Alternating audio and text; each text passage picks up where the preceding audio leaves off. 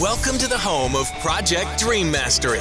Here at PDM, we are challenging the status quo of what it means to follow your dreams and how to unlock the power those dreams will bring to your life. The show experience will be unscripted, authentic, and transparent. So now, sit back, relax, and get inspired with your hosts, Lucas Johnson and Patryk Labuzek. Hey guys, you know those moments where you wish you knew exactly what to say and how to say it, or how to communicate the message effectively? Well, today we have someone really special joining us that will share some of the tools, tricks, and tips for helping you navigate the waters of effective communication per se. This is surely an episode you do not want to miss out on. Welcome to the 12th episode of the Project Dream Mastery Show, where we help inspire you to follow your dreams, defy expectations, dream big, and love deeply. My name is Lucas Johnson, based out of Charlotte, North Carolina. And I'm Patryk Labuzek, based out of Dublin, Ireland. Don't forget to subscribe to the podcast to be the first to receive new episode releases. And if you have any questions that you would like answered on the show, please tag us on Twitter or Facebook at Project Dream Mastery. Just in case you're interested in a full experience, this episode is available with video. So check out our website at projectdreammastery.com/listen to watch now. So guys, this episode is going to be very valuable, especially for your ability to communicate effectively. And like I said, today we have someone special joining us, Brenden from Quebec, Canada. And for this episode, we will be focusing on the power of silence, the power of pause, the power behind effective communication in general. Patty, I'm super excited. Let's get Brenden introduced properly to the show. Brenden is an experienced speaker and facilitator who understands that audience members need to walk away captivated and, above all, inspired to master the art of communication. He believes it should be seen as something to look forward to rather than a burden that must be overcome. Brenden has worked with distinguished clients such as IBM, McGill University, Upstarted, and many others. He also has an incredible YouTube channel by the name of Master Talk, where he provides insane value about topics related to effective communication, and we hope to provide an incredible experience in today's episode. All aligned, super excited. So without further ado, welcome to the Project Dream Mastery Show, Brenden. We are super excited to have you and look forward to the chat ahead. Likewise, it's great to be here, you too. So Brenden, first off, there are no expectations on this show, and if there are, we're all for defying them. So, just have fun, say what you think, and let's break the ice. So, as a kid, did you have a vision of becoming a public speaker and an educator as well? So, can you tell us how it all began? Tell us your story and what inspired you to chase your dreams?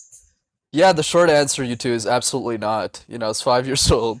I grew up in a city called Montreal in Canada. And in that city, it's one of the few places in the world where you actually need to know how to speak multiple languages to thrive in it. So in Montreal's case, I needed to know French, or else I wouldn't be able to converse with other people in the city. But I didn't know French, so my parents sent me to a French education system. That's where the problem started. Not learning the language, obviously I'm grateful I know French today. But in presentations, my whole life, not only was I uncomfortable with presentations, but I had to give them in a language I didn't even know. So you can imagine me as a grade 2 or 3-year standing up in a classroom just going, bonjour. So definitely wasn't the intention, Patryk, to be this YouTuber person making videos. But what shifted was when I went to university, I used to do these things called case competitions. Right. So think of it like professional sports, but for nerds. So other guys my age were, playing like football or footy or rugby or something. Clearly, things I'm not capable of doing. What I did instead was I watched other people give presentations, and I did that competitively for 3 years. And then after I graduated from university and joined corporate Canada/America, I just asked myself what I could do to make a difference in the world. And that's when the idea for the YouTube channel came to be. Because I realized a lot of the information was frankly garbage on YouTube when it came to public speaking. So I started making videos in my basement, and here we are today. In the basement, I see. So, one thing I was reading from your website is when you first published your first YouTube video, it was probably one of the scariest things you've had to go through. So Talk about that. I feel like that's what people fear nowadays is having those people always looking at you, having eyes on you at every point in time. Isn't it funny how something as simple as insecurity or fear gets in the way of so many of what we want to do in life? Isn't that like insane? So true, yeah. Crazy. And in my case, I wasn't any different. Think of it like this. I started a YouTube channel on public speaking communication and started coaching C-level executives when I was 23. Who the hell am I to do that, right? Yeah. So when I was sitting there in my basement with my first video, I didn't want to post it because I was really scared, and it was a huge hit to my ego boost because by then, I was one of the best speakers in the country, but my video was horrible because I didn't know how to present on camera. So I didn't want to post it. But what made me shift, and this is a question I have for people to ponder with whatever dream or idea you have, is the following. Who suffers from your inability to take action every day? So every day that you wake up and make the decision not to do what you want to do, who suffers as a consequence of that decision? And the more specific you are about that person, the more powerful the answer becomes. So in my case, it's a 16-year-old girl named Julia. Julia's really smart. Julia's very well educated. She's a superstar. She's going to be like a huge leader in whatever she does. And she's in high school. But she's deathly afraid of public speaking. But she knows she needs to get better at it. So, she likes YouTube. She watched a lot of YouTubers, like famous people, not me, obviously, and types public speaking tips on YouTube because maybe she'll find something useful. But what does she find instead? She finds a bunch of old white dudes who are like 75 years old who don't know anything about public speaking. So she looks at those videos and goes, public speaking is not for me. Closes the laptop, and that the belief that she has that she'll never master public speaking will remain throughout her whole life unless I do something about it. So if Brendan's option A is do the thing, and Brendan's option B is watch millions of people for the rest of time suffer from public speaking because they can't afford somebody like me. When you have those two options as an ultimatum, your choice becomes very obvious. Wow.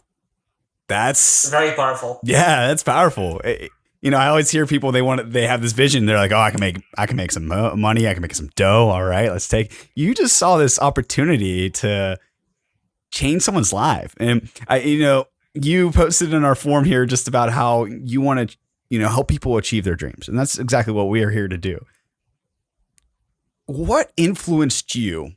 I know that you talked about your school days and, how to learn different languages and so forth. What has influenced you most so far in your journey? Being that 23-year-old, you're taking charge of your own life. You're conquering your demons at 23. Man, wow. I'm 23 now. I need to start working on that, man. So C-suite executives, that is crazy. I just want to hear more about that.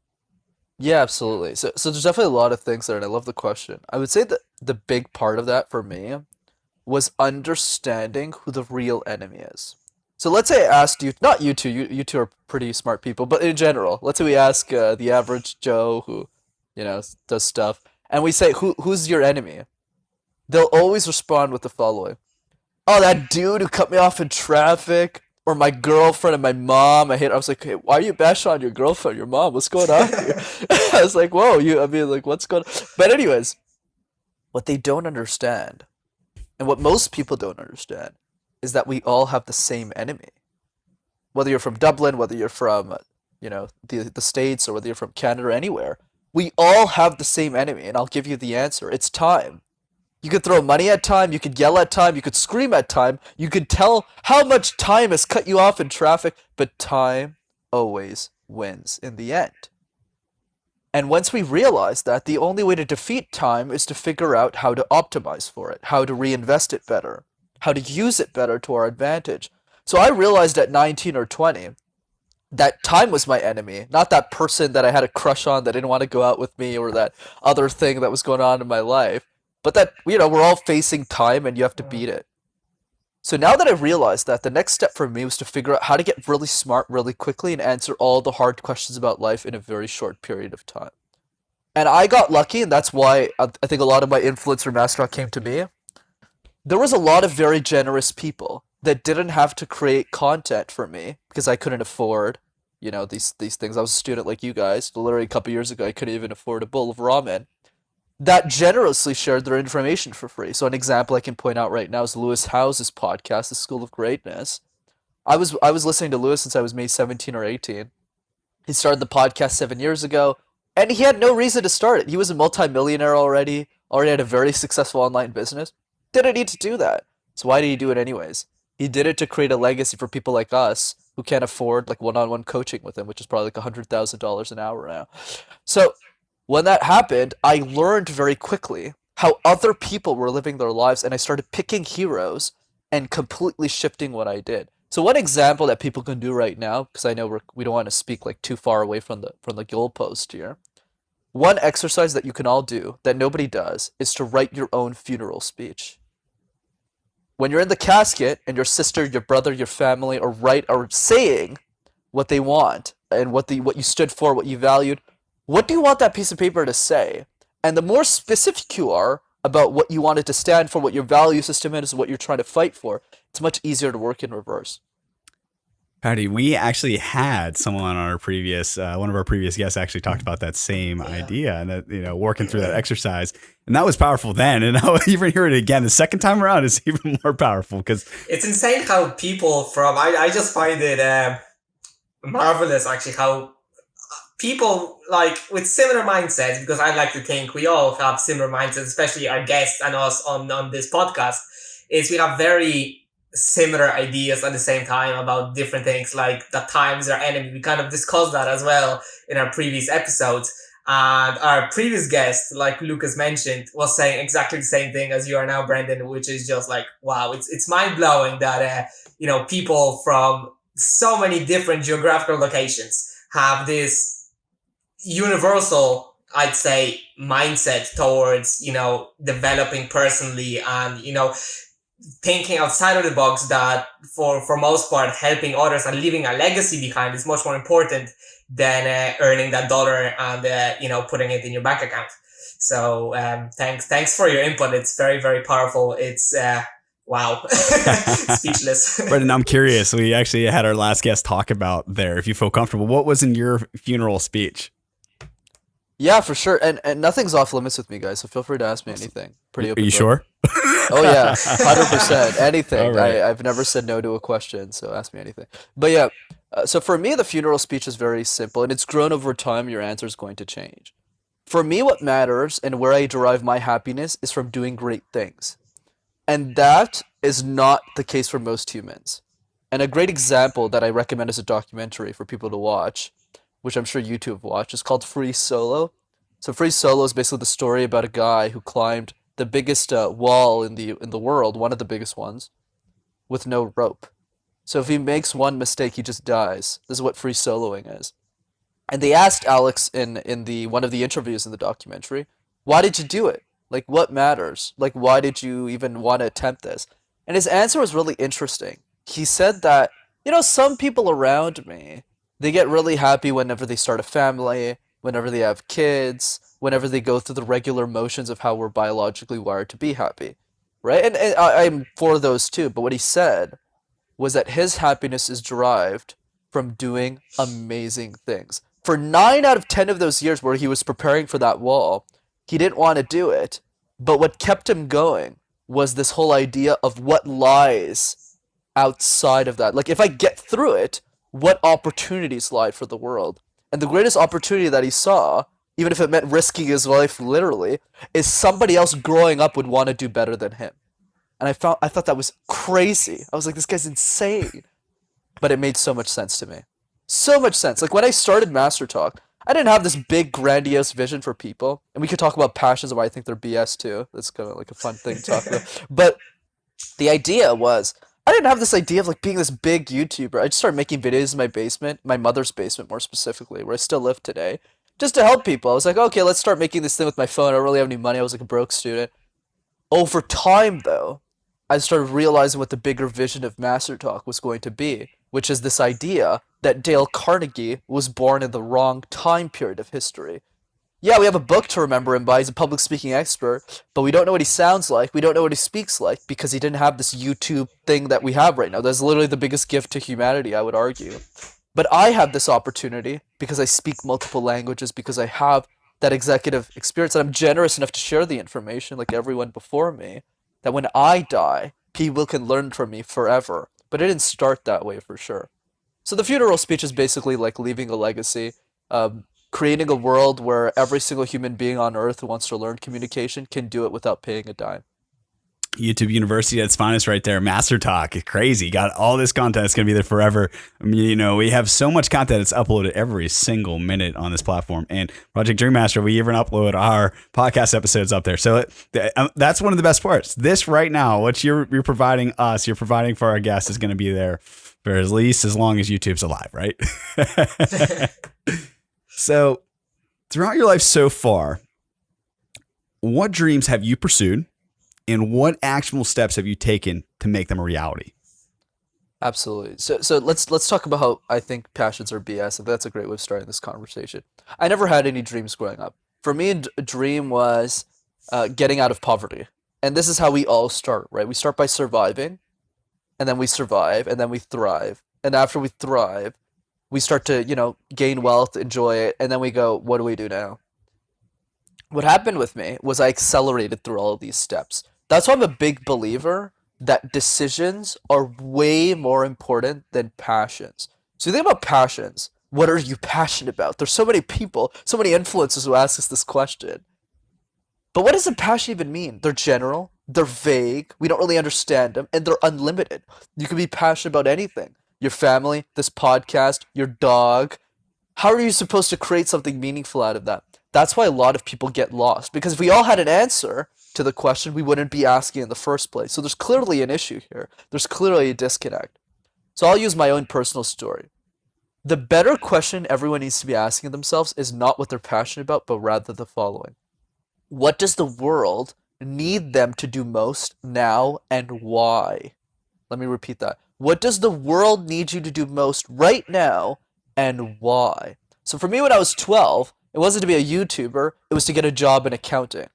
I was really good at math, and I was pretty stupid in every other subject in school. So when the career counselor came up to us and said, you guys need to figure out your future, I said, look, I'm tired of my mom living in poverty all the time. Let's get out of that. So I just spent 6 hours on the internet, eliminated all the jobs I didn't want to do, like being a plumber or things like that, which obviously full respect to plumbers just wasn't for me because I don't have the hands-on experience or that stuff. But anyways, I got to accountant, never changed my mind. Then after I was 22, I got a job at one of the biggest accounting firms in the world. After a lot of networking and a lot of, at this point, Brenden doesn't have a dream. It's just, let's make some money here. And then after I transitioned to say, oh, maybe I could be a technology consultant. That sounds a lot more fun. It pays a lot more and it's a lot more interesting. So I grinded another 18 months, did better at that. And every decision I made in my life, I had to do a certain amount of things to get there. So accounting, I need to be really good with my grades. I needed to network. I needed to get better with my communication. And then to get into consulting at IBM, I needed to get better at competitions. I needed to compete in these weird things called case competitions where I'd present to senior executives at 20, 21 years old. And every decision I made led to Master Talk. If I never made any of those decisions, I would not have the expertise to even coach people on communication at this age. And that's the point I'm making. Don't focus on passions. They're BS. They're general. Unless you already have it, which I don't think is most people on the call. Rather, I think the focus is what's the next move that you need to make? What's the next decision? And why does it selfishly benefit you? Keep making those decisions, and I promise you in 5 years, you'll find something really interesting to do with your life. So instead of taking the passions, you're making them actionable.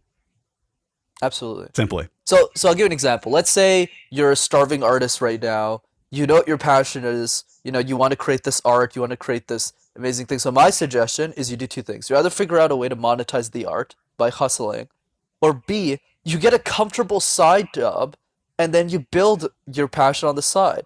They both work as long as you're taking action. So in my case, I still have my day job. I make, a 6-figure income being a corporate, person at a company. And I love my job, but I don't have to starve anymore. I can pay all my mother's bills. I retired at like 52. And I could build Master Talk on the side and spend every waking minute outside of working talking to people like you and building the brand. There's no one or the other. It's rather make the best move that maximizes your probability of success. I hate this whole idea of burn all the bridges. It works for some people, but I don't think it works for most. And then after that, you build something meaningful, and then you hopefully make it a full-time thing. I love that. I don't know if you're familiar with our background, but Patty and I both have a full-time job too during the week. We're both doing the whole thing. Hashtag adulting, as they say nowadays. All those kids nowadays, what do they think? Yeah.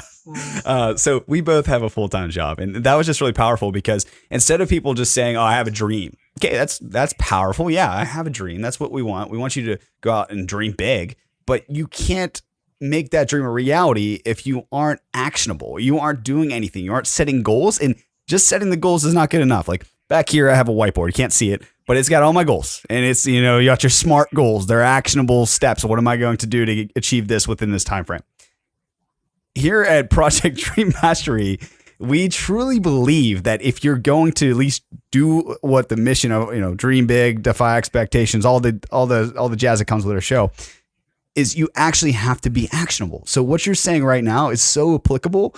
And I'm glad it only took us, 12 episodes to get to that. But man, there's actual steps, bro. There's actual steps. Woo! So I think you touched on this already, but what influences you most when achieving your dreams today? Would you say that's yourself in 10 years, 20 years? Like, what is your biggest influence? So everyone's going to give you a different answer, guys. But I think for me, what influences me is the heroes that came before me or the heroes that are still alive. So for me, my biggest influence in my life besides my own family is this guy named Scott Harrison, who's the CEO of Charity Water. It's basically a nonprofit that he started to help the world get access to clean drinking water. And he used to be a nightclub promoter in New York. His girlfriend was on Vogue magazine. He sold bottles of champagne for $500 in clubs. He was a really interesting guy. And then he went on to be like the leading voice in sanitation and health, raised over $360 million for charity in like 12 years. Really fascinating dude. And the reason why I respect him so much is he's trying to solve a problem that literally would never impact or affect his family forever. Because he lives in the US, he lives in New York. So this problem, this idea that you won't have water to drink will never impact him. But he's still relentlessly, ruthlessly trying to solve it as if it was his own problem. And I think that's so inspiring because it really taught me this better lesson, is that most people are keyboard warriors. They talk a lot about solving problems, about all this injustice, like all the crazy stuff we've seen this year, but they don't take responsibility for one of those problems. And I think that's the difference between someone who's actually doing something interesting versus someone who just flops on the side and does nothing, is this idea of saying, public speaking is a hard thing. Public speaking is one of the 100 things that pisses me off about society, but public speaking is the one problem I'm going to take ownership of. So if this problem is not democratized, if I can't share all of the information or 99.9% of it for free, then I am going to consider myself a failure. And I'm going to consider myself a waste of space on Earth. I know it's very extreme, but that's also why I'm very efficient. I don't try and get lost with the 50 different problems, or rather 50,000. I rather say every human being should be solving 2 problems in their life. One problem that they're uniquely positioned to solve, which is me with public speaking. And the second problem is what I call the world's easiest problem to solve. Because most people, they always go back to the passion thing. What problem are you passionate about solving? Instead of just saying, look at the 17 SDGs, the UN Sustainable Development Goals. Everyone looks at those problems and they go, what am I passionate about? But nobody looks at those same problems and goes, out of these 17 things, which one's the easiest one to solve? Why don't we just get rid of that one first? And for me, the answer is water. So I'm solving public speaking and the water crisis, and I spend my whole life just focused on those 2 problems. And hopefully, I solve them before I'm dead. Yeah, the great thing that you mentioned, Brenden, is the whole the action that you have to take. Because like you're saying, people have passions, but and you kind of have dreams as well, what we're all about here in Project Dream Mastery. But you need to do something. You need those actions to transition you from one state to another. And in the background, I'm a computer scientist myself. So, back in college, we learned about things like automation theory and all that kind of stuff. And it's exactly the same. It's like I bring to life what I've learned about computers.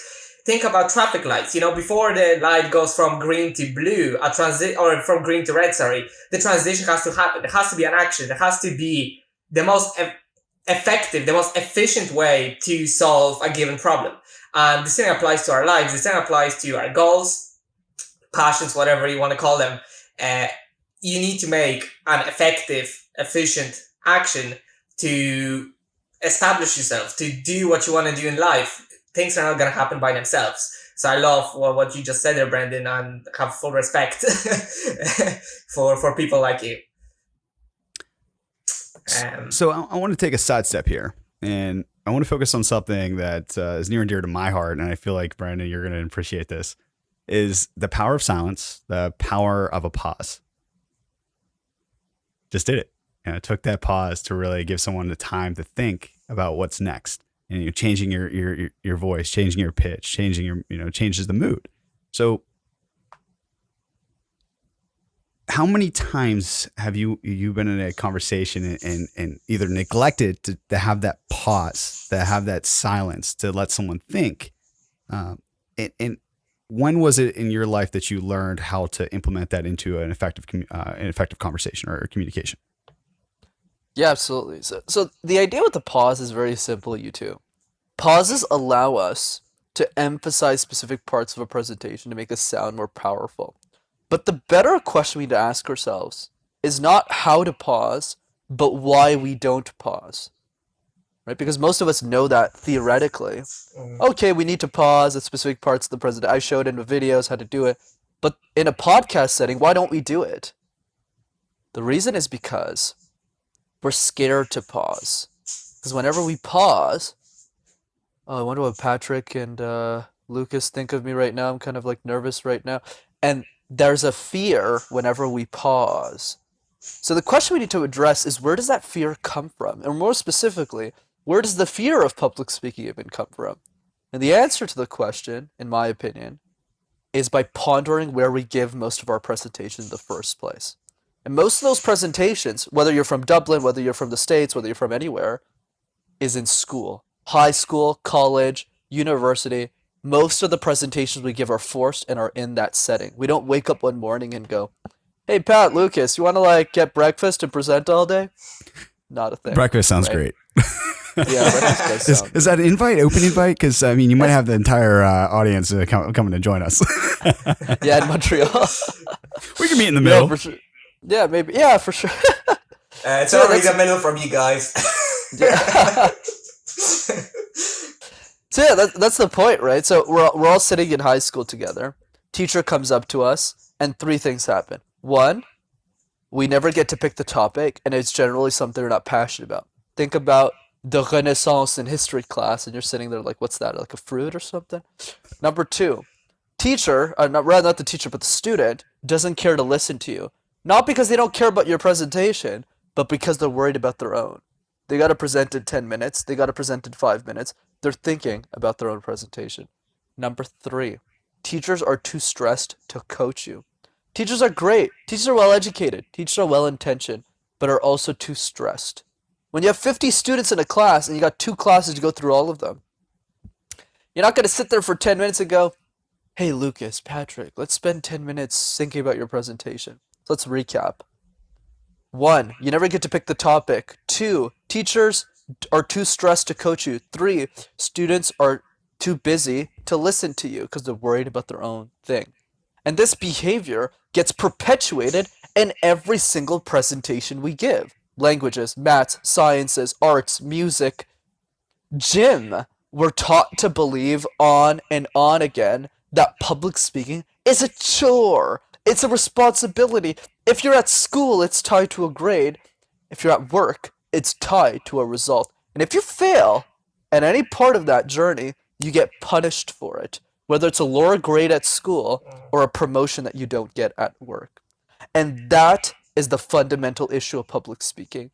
So whenever we're standing up in those crowds or those conversations that we have and we pause, we immediately get afraid. Because we think back to those high school presentations. We go, oh, I remember when I was pausing and my audience looked at me like this. And we just think that we're stupid and that we have anything to share.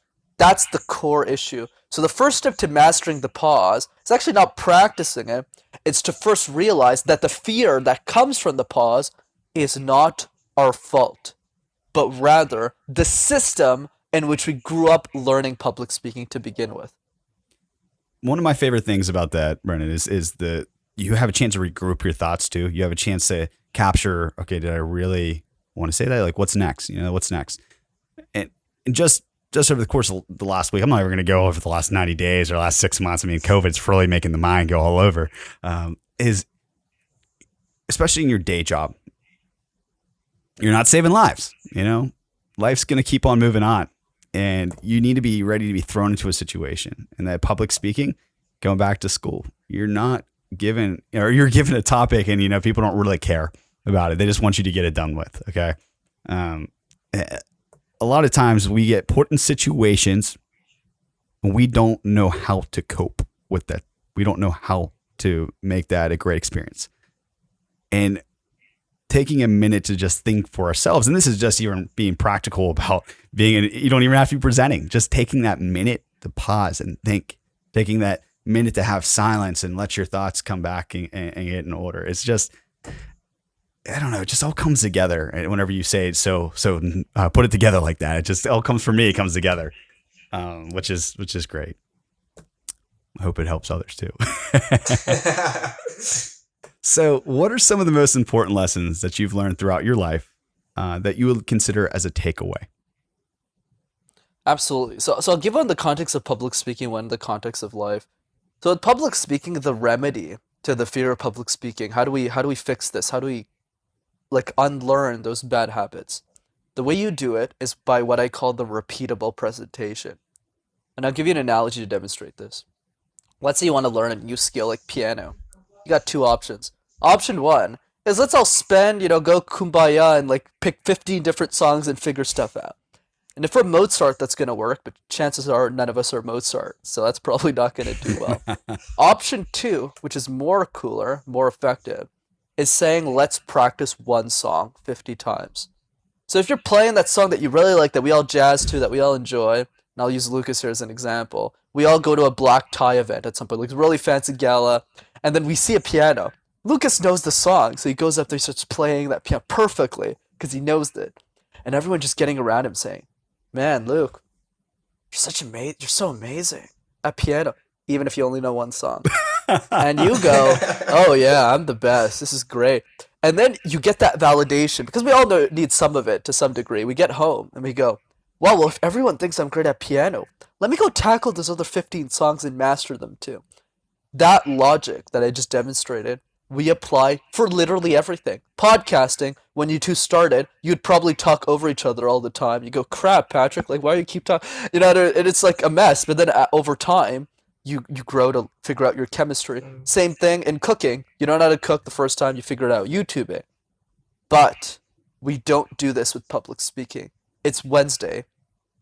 Our boss, our client, our teacher comes up to us and says, Patryk, Lucas, I need a presentation for Friday. You go, looks like I'm not talking to my family for 2 days. You present, get everything together. You spend 10, 15 hours of work figuring out the content, going on Wikipedia half the time. You got the slides together, then you present it, and then you crumble it up, throw it in the garbage, and move on to the next presentation. And that's why most people suck at communication.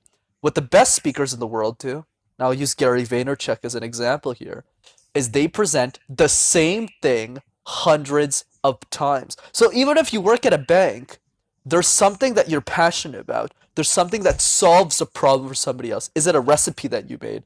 Is it a parenting tip that you want to share? Is it how to run marathons? Whatever it is, as long as it helps somebody else. If you make a presentation around that, you can do that forever. So going back to Gary, 13 years. Okay, he's been speaking now, probably 15 now. He gets paid over $100,000 per speaking engagement, and the speaking engagement sounds something like this. Hey guys, so Soviet Union, yeah, came down from there. I'm in the States now. You guys got any questions for me? That's it. That's the speech, and he gets paid $100,000 to do it, and he's amazing. I'm a huge fan of what he does, but that's the point that I'm driving.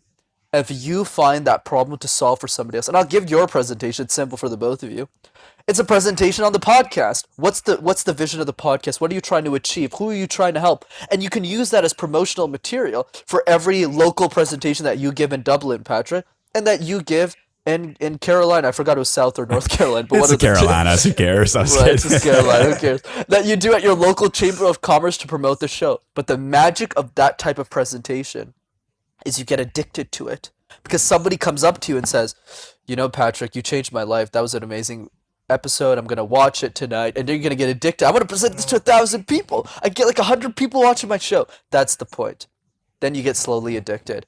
For life, what I would recommend is this habit that nobody talks about that helps you become what I call more insane. So let's talk about this. The one habit that nobody does that you should do is not yoga. Okay, let's forget the yoga. Let's forget the healthy eating. Let's forget all of this exercising. Am I saying it's not important? No, but that's not the focus of anybody's life, in my opinion. The one habit you need to do every day is you need to ask yourself a hard question about life. If you do that, in 30 days, you'll figure out exactly what you're supposed to do, and then you'll go eat your damn yogurt, okay? But you need to figure out why you're eating the yogurt in the first place. Here's a couple of questions that I guarantee you nobody will do, but if you're in the 1% who does, you will go from A to Z like overnight. What are you pretending not to know? If you had all the money in the world, what would you do with your time? Break it down.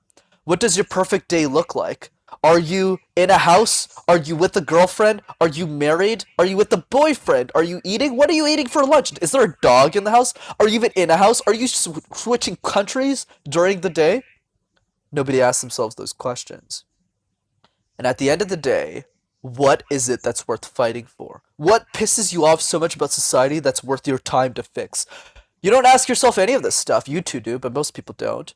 And once you do that, you'll be one step closer to what I call stepping into your insanity. I have this quote that I love that has really made me successful, that would have made me more successful if I knew this at 14 instead of 24, the age I am today, which is the following. Be insane or be the same. If you want to be like everyone else, that's totally fine. But if you're listening to this episode, if you want to make a difference, you probably want to do something important with your life. My advice is the only way to do that is to make decisions that only make sense to you. Don't you two find it odd that as a 22-year-old I started a YouTube channel, not on vlogging, not on comedy, but on public speaking and communication tips. I started coaching C-level executives at 23, but I also still live in my mother's basement. I'm literally speaking to on a mattress that I sleep on, and I don't own a car. And I don't plan on moving out of my mother's house for another 7 years. So why do any of these decisions make any sense anyways? I don't have a girlfriend. I'm not trying to go out on my own and be independent. Brenden, you're a grown man. Why do any of these decisions make sense? And that's the punchline. If they only make sense to the only person that matters, which is you, you're probably on the right track. I love that you mentioned the thing about habits. I'm trying to drill into our audience how habits are important and how they shape who we are, who we become, and our successes. I just wanted to kind of ask you how, from your personal experience, how do you build a habit? I start with the overarching vision first. I think habits without vision don't last, don't stick. So for example, that's why my biggest habit is ask yourself a hard question about life, because the only way to be extremely efficient and productive is to first understand what's worth fighting for. And once you do that, then it's easy to stick to any habit. Like if you think about me, for example, as of this recording, I currently have content until July of 2022 on my YouTube channel. 2022, guys. Like I'm literally, almost 2 years ahead of schedule. Why? Because I'm afraid, not a habit, I love James Clear, but it's not like that stuff. But what I'm pointing at is I'm afraid that I'm going to die in the next 3 or 4 years for a random reason. I'm not sick or anything, but I'm worried that if I get into a car accident at 27, there's literally nobody on earth, guys, that is going to democratize this information. I'm the only person who's doing this at the age of 24. Nobody else can inspire 16-year-olds. I'm the only person who can do it. So because of that, I'm writing everything in advance and I'm filming everything in advance. So even after I die, the video is still going to keep playing every week, right? That's how crazy I am, right? So the point is, there's no easy fix like drink some lemon juice in the morning that's going to make you to figure that shit out. It's just saying if you were to live life from the end first and you ask yourself a hard question about life every day, you slowly start to morph controversial thinking. There's a great question that kind of helps people through, because I know I'm saying a lot right now. So the actual step is the following question that I got from a book called 0 to 1 by Peter Thiel. Peter Thiel, for those who don't know, started a bunch of companies like PayPal. He was the guy who started with Elon Musk, did a lot of great stuff. The question that he asked in the first page of the book is, what is the truth that you believe in that most people disagree with you on? So what is something that you believe to be true that most people think is BS?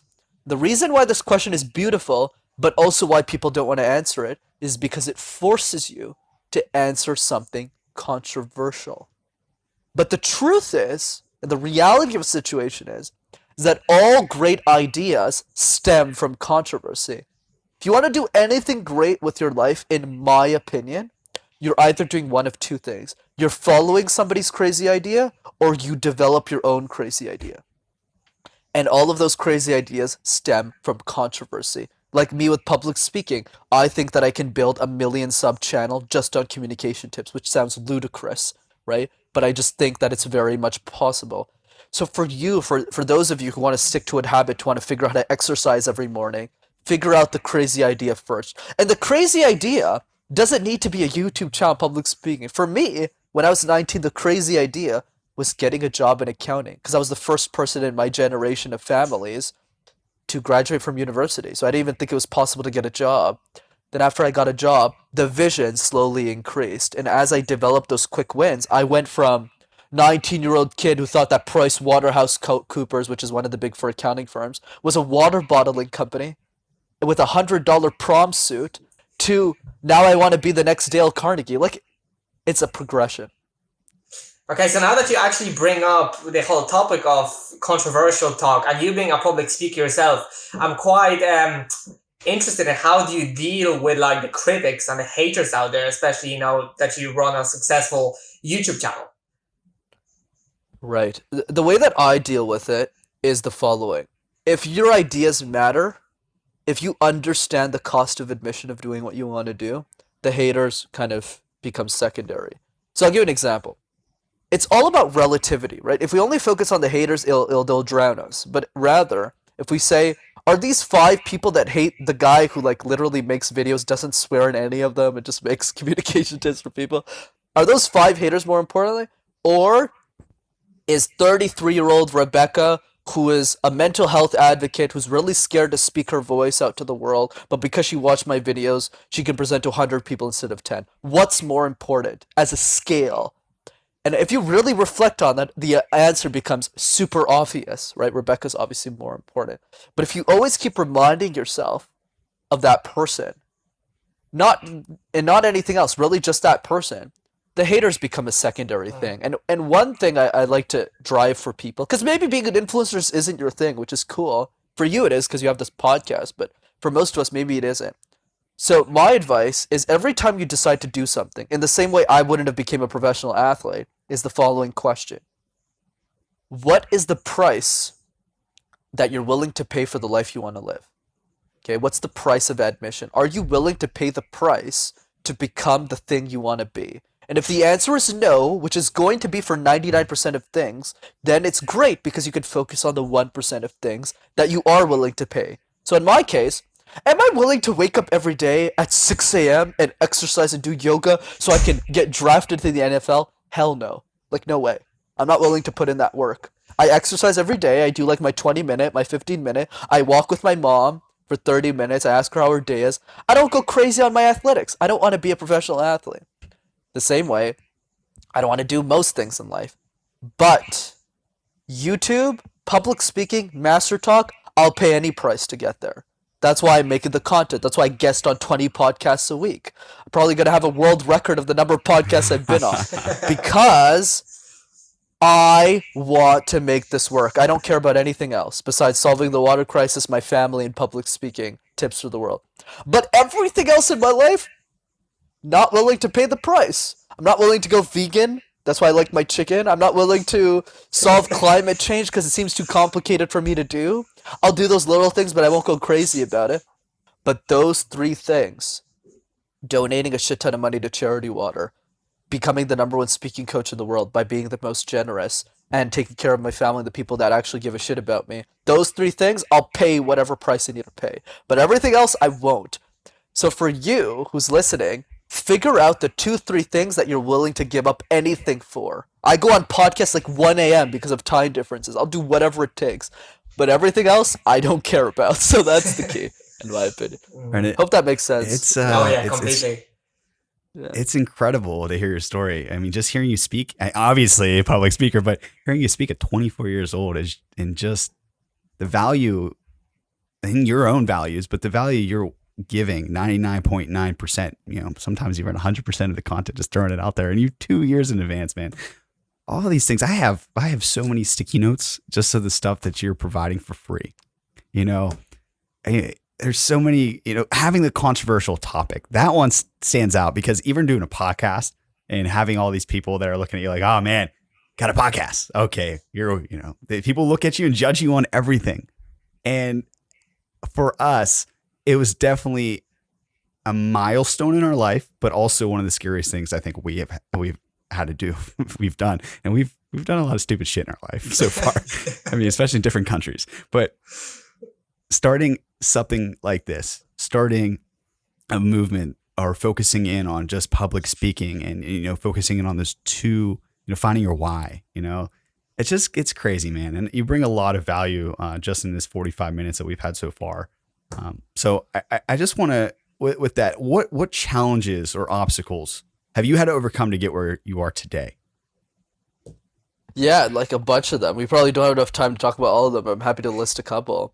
I mean, I grew up with an alcoholic father, and for 7 years we lived in the same house and never talked to him, right, until he passed. That's one struggle that I had, which ended up being a blessing for me, because in many ways, he was a big gift to my success, because I always wanted to beat him. I always wanted to show that I could live a better life. And it's all about how we take those stories, right? So that's one. Second one is, of course, when I started the YouTube channel, a lot of tenured professors that I emailed in like different universities across Canada that I thought would help me, that I just wanted feedback on the videos, chastened me. They told me that, you're too young, you don't know anything about public speaking, blah, blah, blah, even if they never watched the video or tried to learn anything. And word open-minded, it really hit my ego really hard, right? When people, get in your way and things like that. But I think at the end of the day, guys, and there's still challenges today that I'm sure I'll have in the future. But I think the overarching theme here is the following. There are always going to be roadblocks, but what you need to ask yourself before you even dive into it is, are the roadblocks worth it? Like, I know what's waiting for me on the other side when I hit 100K followers and when I get to 1 million. There's going to be like 10% of my audience that are going to like shit on me for literally no reason. Like none, right? Because I have a crooked neck whenever I speak. That's just like a birth defect. So people go like, who's this guy teaching public speaking? I'm sure that'll happen. It doesn't happen now, obviously, because I don't have that huge of a following. And that's the price we got to pay for the ideas we want to share. So you need to really reflect on if your ideas are worth the tyranny. And for me, if I was a relationship coach or a marriage coach or something like that, I wouldn't bother making videos. It's not worth it for me. I don't want to go into the public eye with those things. But public speaking tips, nobody else is doing it. Like, I need to do it. Because all those high schoolers are relying on me, especially the next Elon Musk, the next person. Like, Elon's such a good example. Like, if I existed in Elon's time, he would be a much better communicator. Because when he was 12, he would have watched my YouTube videos, right? So I want to be there for the next change maker. And that matters way more than the 10 people who tell me I suck, even if I don't swear or do anything bad in my videos. They're just so I'm speechless. I mean, there's just so much value that you're just the power of pause, right? The power of pause and silence. Look, I'll throw you guys a special tip I usually don't talk about at all, so you guys will get the special scoop. Why am I so wise at 24? Right? Why do I know so much about the world? The reason, and the best way I've summarized this, because a lot of my private friends ask me this, is I live with the assumption that I'm already dead. So all of the pitfalls that any normal human being would have, I make the assumption that I already made them. So my wife divorced me, my kids left me, I didn't take care of them, I was a bitch, I was like really bad with people, I treated everyone wrong. And then on my deathbed, at like 42, because I drank myself to death, I'm sitting there and I asked some spirit for a second chance. And by some random like course of life, I just got really lucky. I was given that second chance. So I've never gotten drunk in my life. I've never been in a bad relationship. All of my parents and the people that I'm around are really like me. I don't have a negative person in my life. So I didn't make any big mistake yet. Why? Because I live with the intention that I'm already dead. So with that intention in place, I avoid all of the pitfalls before they come up. So now when I look at my life, I know exactly all the pitfalls that are coming in my 20s, and I step over each of them. Oh. So with that said, how is your outlook on relationships, loved ones, and friends shifted or altered throughout your journey from that perspective? Yeah, so the way that I kind of think about this, guys, is like, let's separate life into three categories that Lewis does really well. Relationships, health, and wealth. So I thought my whole life that wealth was the hardest of the three to get because I never had any money. What you'll find, especially if you just get yourself a comfortable job that makes 60, 70 grand a year and you don't buy too many material things, wealth is actually the easiest of the three to get. I know it's hard for a lot of people right now that I'm sure are struggling like I did a couple of years ago. Truth of the matter though, wealth is the easiest of the three if you don't want to buy a Ferrari or something. Number two, health. Health, all you need is accountability. Sure, a lot of people like argue with each other. I'm not a health expert or anything. I'm just giving you my thoughts here. You know, people argue with each other what's healthy, what's not. But at the end of the day, if you generally eat the right things, you exercise regularly, you don't do too crazy, you can solve for that, you know, without having a six-pack or whatever it is that you want. Relationships, two different categories. Romantic ones and, you know, just like intimate ones with your best friends and things like that. So intimate ones I can definitely speak on in the sense that what I've found is that the only thing that matters is what I call the inner circle. So whenever I think about life, I think of it like a dinner table.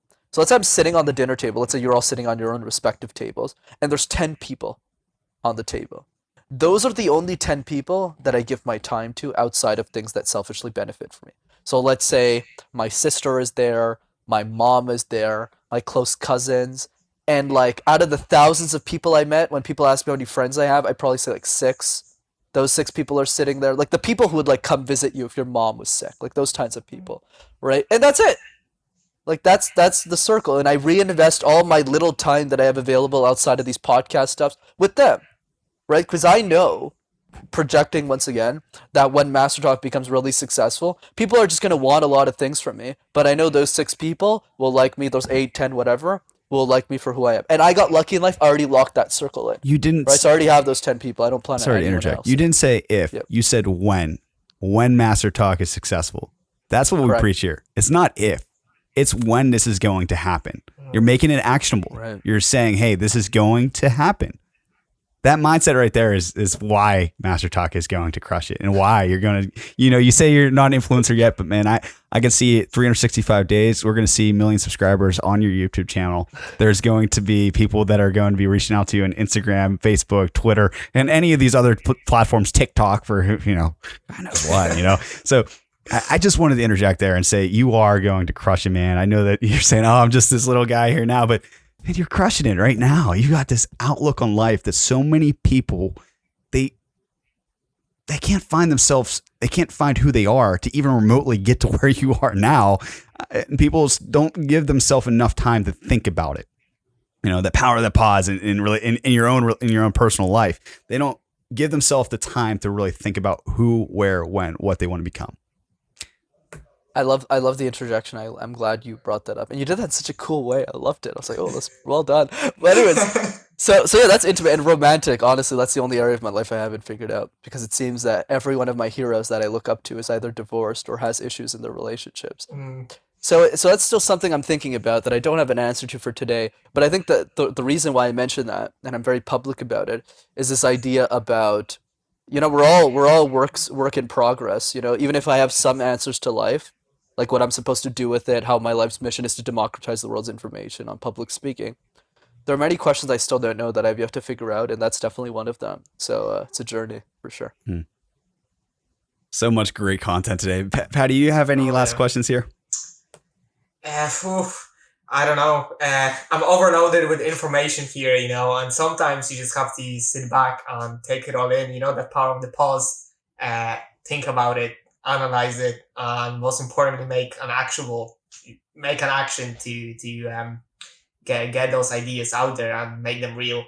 So yeah, I think I'll pass on the question here. How about we summarize what Brenden said in 3 points so that people have something actionable for today.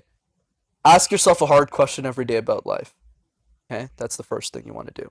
Second one is write your own funeral speech.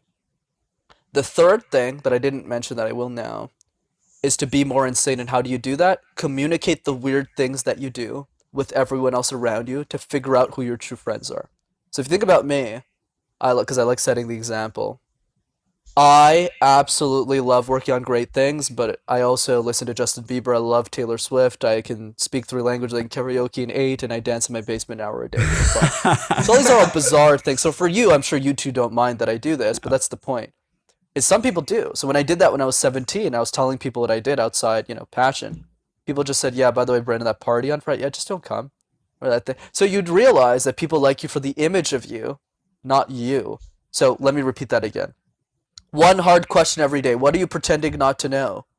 If you had all the money in the world, how would you spend your time? All that stuff. Figure it out 1 question every day. Number 2, communicate the weird things that you do on a daily basis with everyone around you to figure out who is there actually for you. And number 3, write your own funeral speech. If you do those 3 things, I honestly believe that you'll be well positioned to watch all of my YouTube videos on public speaking and be in the right position to figure out why you even want to be a master communicator in the first place.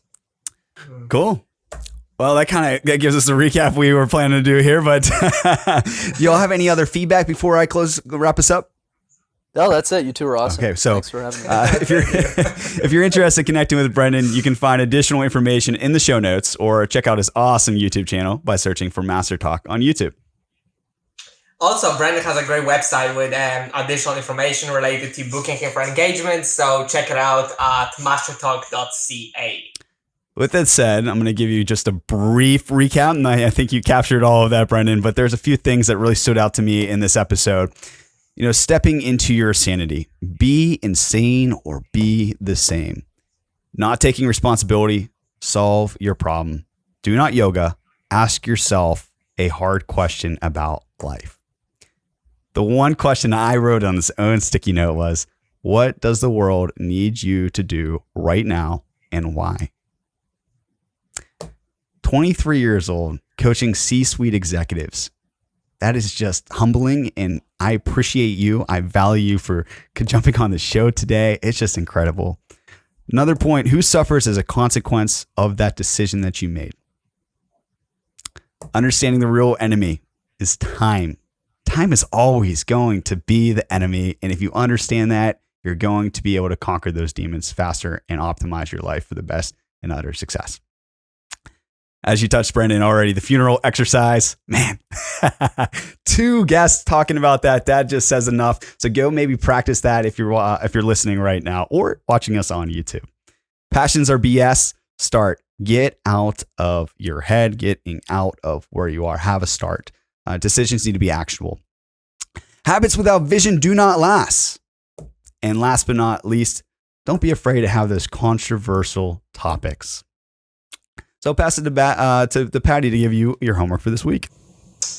Yes. As we know, homework is very, very important, especially to develop yourself. So guys, follow Project Dream Mastery on all your socials. And on Thanksgiving Day 2020, we'll be giving away some pretty sweet merch. So to some of our followers. So make sure you keep on top of the things there. Do you ask yourselves the questions Brenden proposed? Very important.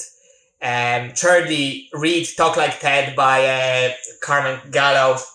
It's a really, really good book and will open your eyes for sure about how to understand some of the additional principles related to effective communications. And last but not least, there's another good read, The Storyteller's Secret by Carmen Gallo, same author there. So make sure you check that out if you have some extra time. Don't forget to check out Brenden's channel as well. Going to 1 million subscribers within the next 365. I see it. I have that vision, and you are making it actionable. So we just launched our Patreon membership community where you can become one of our elite supporters and gain exclusive access to early releases, live streams, and Q&A. We have a few different tiers available with some pretty sweet perks, so make sure to check them out and consider supporting the show. Go to projectdreammastery.com and click the red button that says Become a Patron to learn more. As we reach our monthly goals, we will have some pretty sweet giveaways. If you have not already, please make sure to review the show, subscribe, like, and share so that we can reach more amazing listeners like you.